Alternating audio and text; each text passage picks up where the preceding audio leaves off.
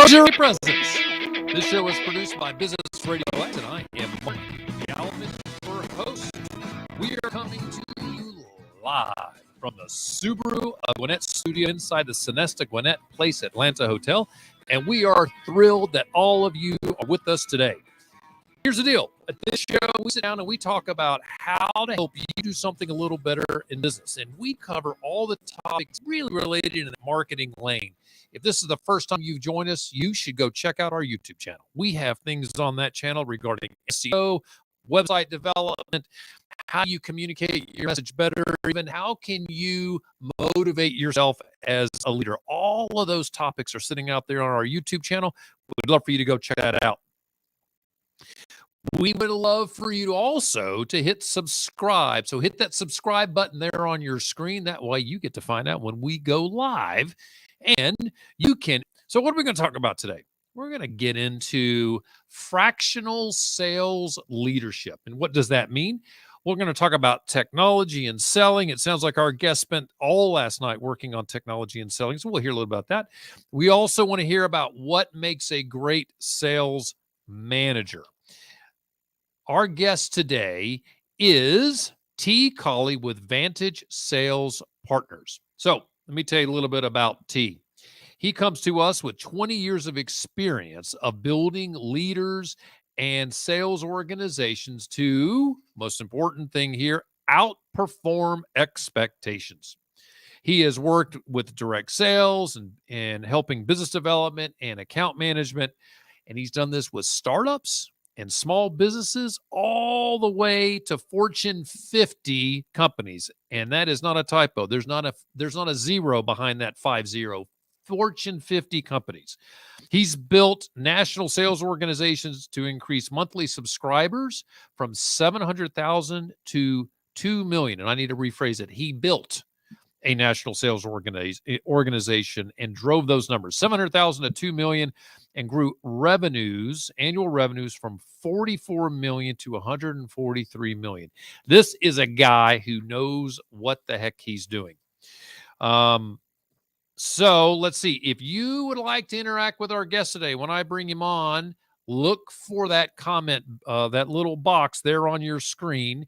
You can plug a comment right in on LinkedIn, YouTube, Facebook, or Twitter, and we'll serve those questions up to T. So you can take over the interview. I love it when we get lots of questions where you guys take over the interview, and it just makes my life a little easier. All right. I think, let's see. I think that's it. Let's see if we can find T. Is he in the studio? T, where are you? Hey, Mark. Right on time, right?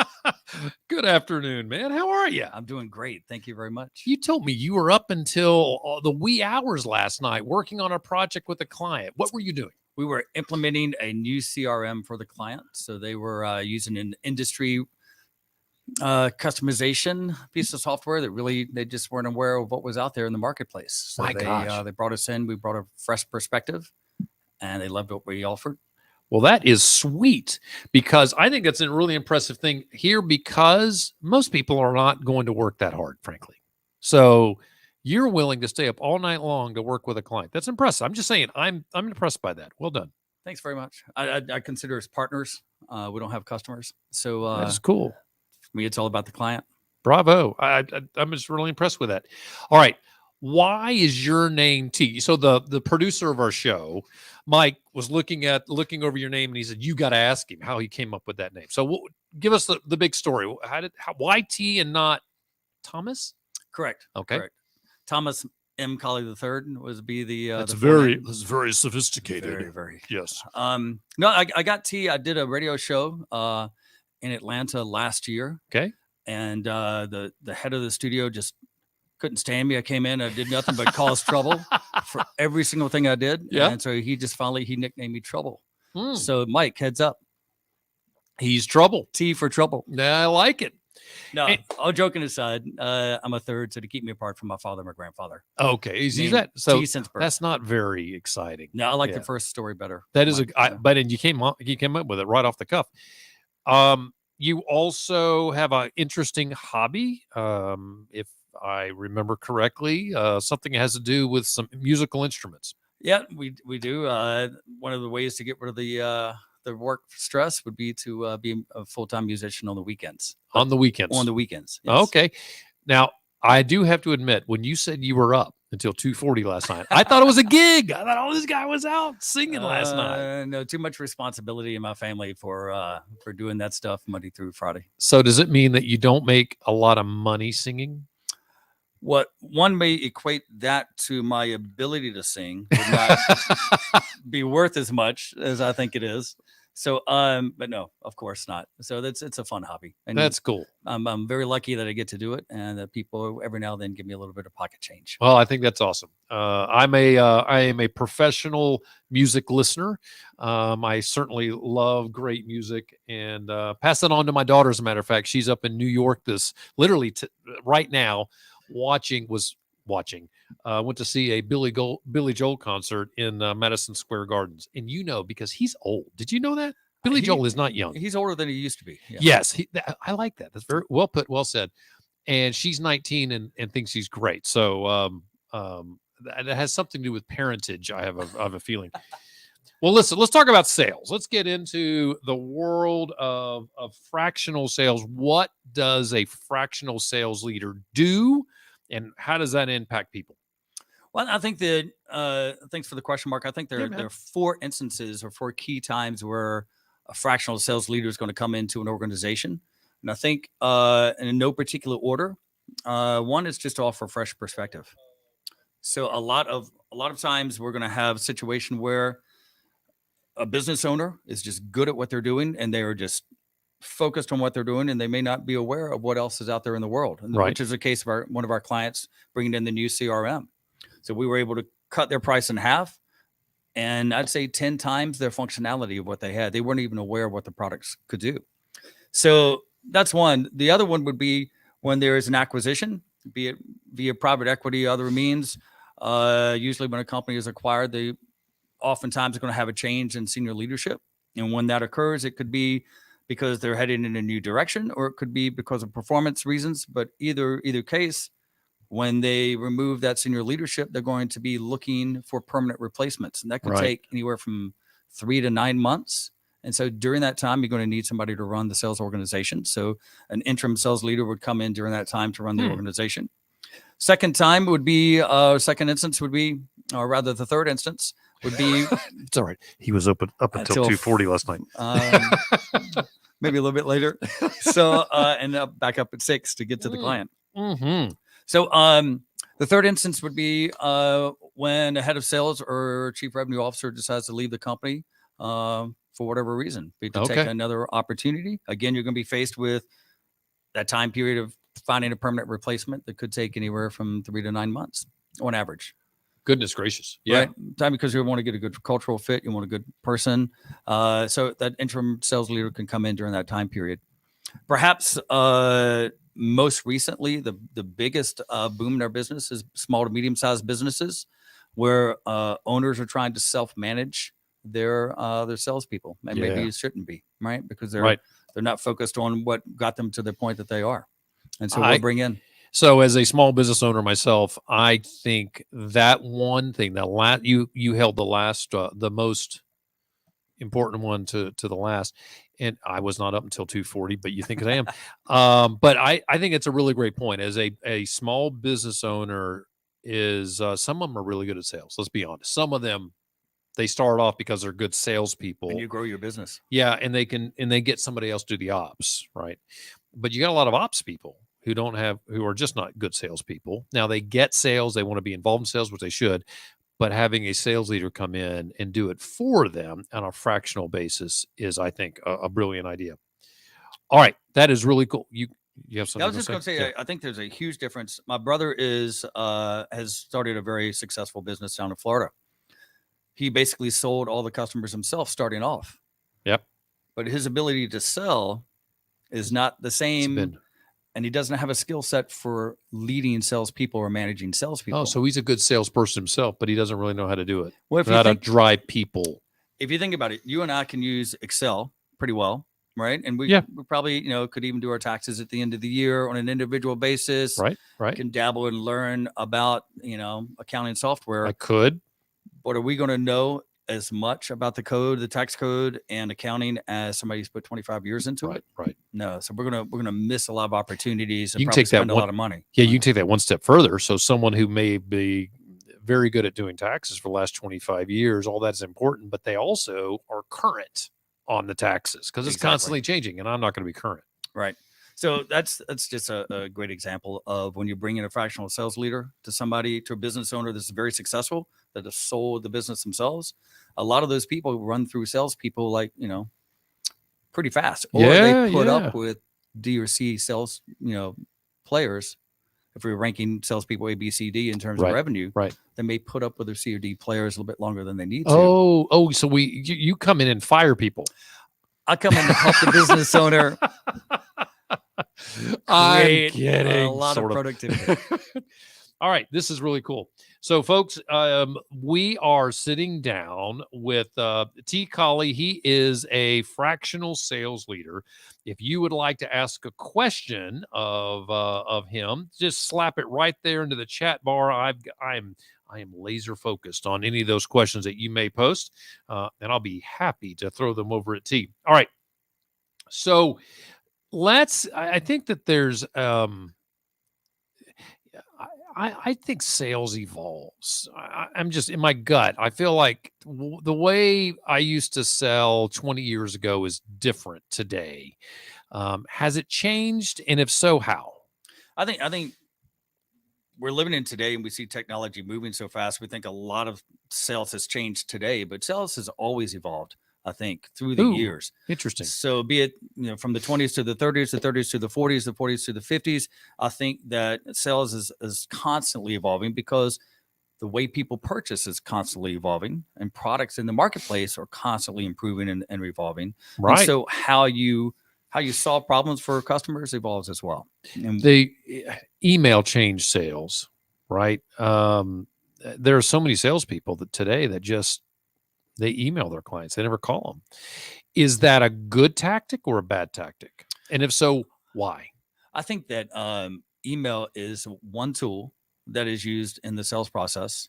Okay. Right. And so it's just like any other tool that a professional may have. If you've got a carpenter, he has a tool belt, right? And he's going to pull out the right tool at the right time. Okay. So I would look at email as a tool. Now, email itself has changed dramatically in the last 5 years. Right. With automation and things of that nature.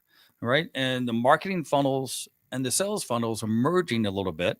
Marketing and sales are merging a little bit. I'm a little offshoot from the technology piece here and how sales has changed. I am constantly amazed, impressed with how automation is affecting professional B2B salespeople. We tend to define automation. What do you mean? So we tend to think of automation or email automation purely with a lot of marketing. Okay. Right. Or smaller businesses where they're selling to consumers and they're going to sign up for an email list and you're going to receive automated emails. Right.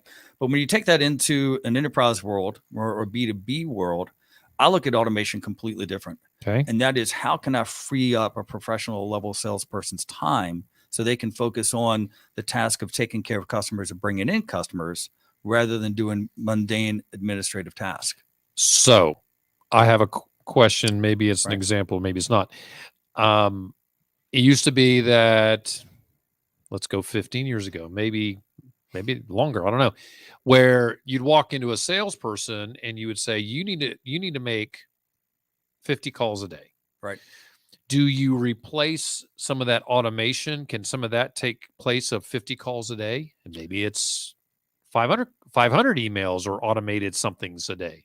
So I would look at the calls just like I would look at the email. It's just one tool and a tool belt. Oh, right? So you wouldn't say one can replace the other. So yes. And you never want to be focused on one. So I think that activity is huge, right? And you need to be focused on activity and moving deals through the pipeline and moving opportunities through the pipeline. Right. Let me give you an example of what we're talking about. Just one small example. If we're at a networking event and you're as a salesperson or meeting people and you meet 5 people, traditionally, what would you do after that networking meeting? So, you're challenging me. All right. So what I should do is I hopefully collected their information and I need to reach out to them in some way really, really fast Right. if they seem interested in my product.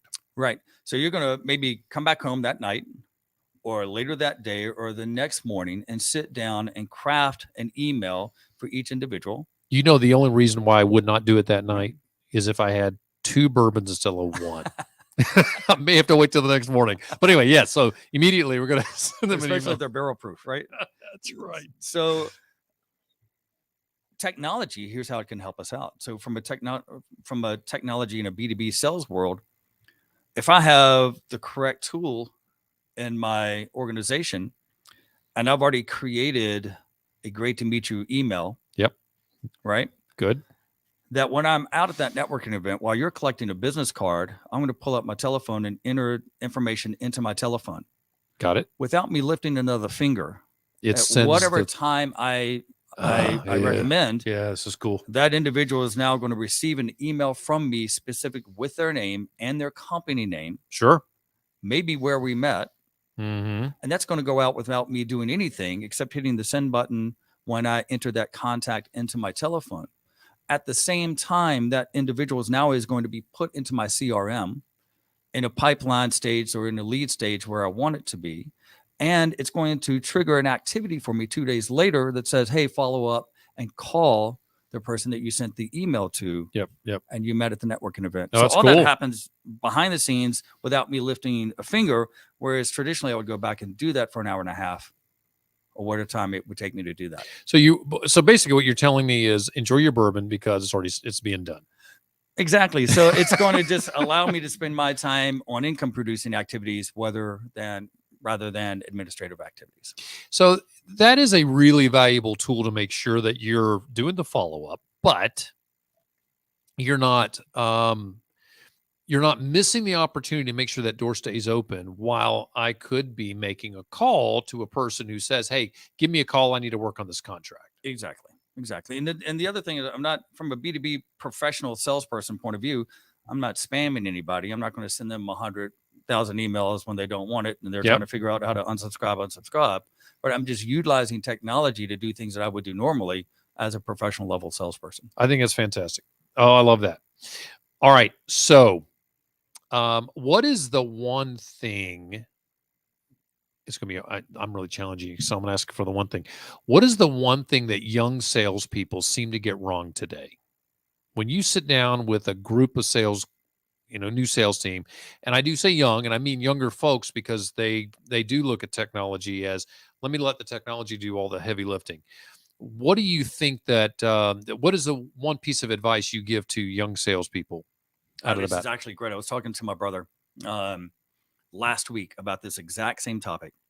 And in his business, he had just hired a young professional, actually in marketing, not in sales. So it's a great analogy, though.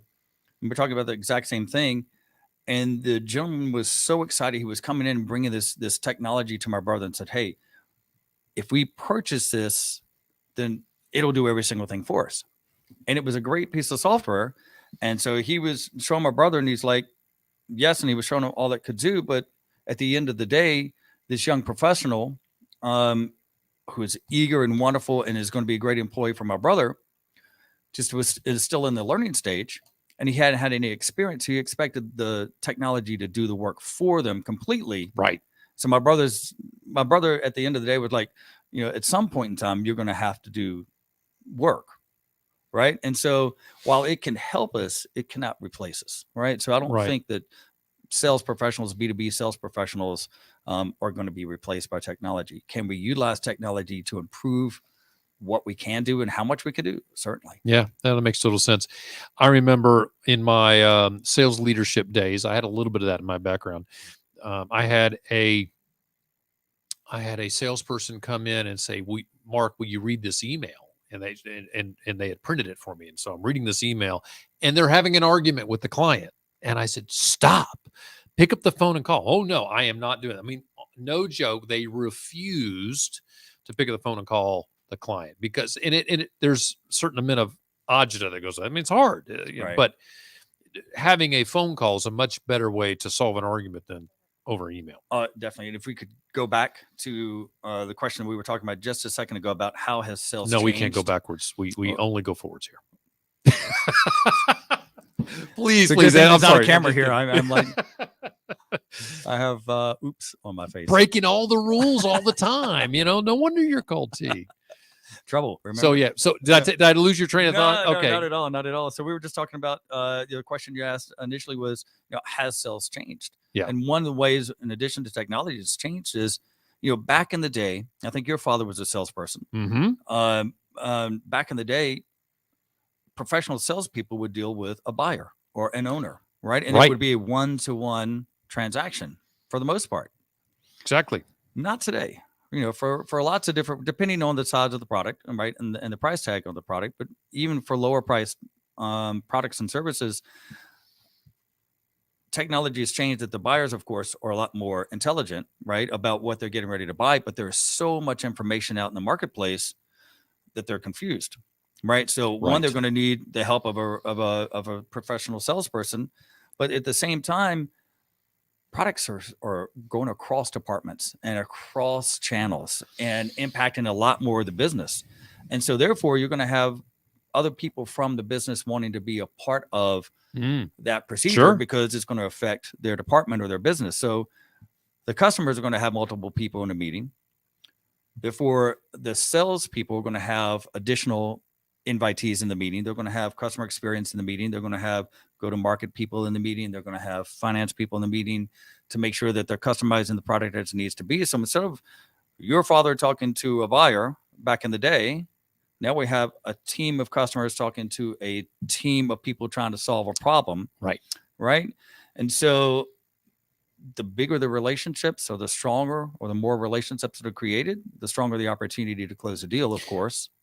So it's not just one relationship, it's many relationships. Exactly. So a salesperson, not just a salesperson now, they are a little bit of a politician, a little bit of a quarterback, right? An account manager. So sales is continuing to evolve with what the needs in the marketplace are. That's really cool. That's really cool. All right, folks. So we are sitting with T Collie. He is with officially the Vantage Sales Partners, and he is a sales leader. He's actually a fractional sales leader. And if you have a question that you would like to ask him, you can pop it right there into your chat box, and we would be thrilled to throw it at him. All right. So what makes a great sales manager or a salesperson? Most people charge for this answer. Oh, well, you could charge me. I just won't pay you. All right. So let's, I thought about this this morning. I was going to say last night, but we'll say this morning. I'm going to ramble off a couple of words that I think most people would say that makes a great salesperson, but these would be admittance to the playing field for me. And that would be integrity, equity, positive, curiosity, caring about their people, being passionate about their company, they're passionate about their customers, passionate about their products and services, and the willingness to fight for what is right. To me, that's just all admittance to the playing field as a sales leader. Okay. So what makes a great sales manager, I really think, is the ability to have difficult conversations, right? And that is to create and to do it. It's a fine line, but to create a slight bit of I'm going to create maybe a word here, uncomfortableness on the part of the sales professional. Okay. Right? Yeah. And the reason you want to do that, and maybe that little uncomfortableness between you and the salesperson, right? But you want to make that, you want to bring that sales professional to be in a mode of uncomfortability, because you want them to be able to reach outside what they think they can do. And I don't know about you, but whenever I've experienced growth, it hasn't been a pleasurable experience. Most of the time, there's a little bit of pain involved in growth, right? Yeah. And so if my charge is to come in and right a ship or to outperform expectations, if I'm going to come in with people who think they can do 100%, we're really not going to outperform. Right. And so the ability to do it professionally and to do it in a caring way that you're trying to help that individual better themselves and grow as a professional, grow as an individual, right? Then you want to stretch their capabilities. And when you are able to do that to where the other person understands that you're doing it on the best interest of themselves, where they can help hopefully embrace it. Right. Then you've got, and embrace means in a big picture, right? Right. Yeah. Anytime my boss has tried to, improve my performance, it may take me 24 hours to recognize what's going on. Right. But in the end, do I become a better employee? Yes. I think that there's a great, one of my favorite phrases is that nothing worthwhile comes without sacrifice. Exactly. And I do think that that's a very good point. People grow by learning the difficult questions or through difficulties, like making the call with a client that they're having an argument with versus sending an email. Exactly. All right. That is really, really cool. So, salespeople, I think the hardest thing that I have with salespeople is trying to figure out who's going to be a great salesperson. If I'm sitting with somebody in an interview, are there tactics that a business owner or a sales leader can employ besides those questions that are on a piece of paper, right? That says, ask them these questions. What are some great ways to tease out good salespeople when you're hiring?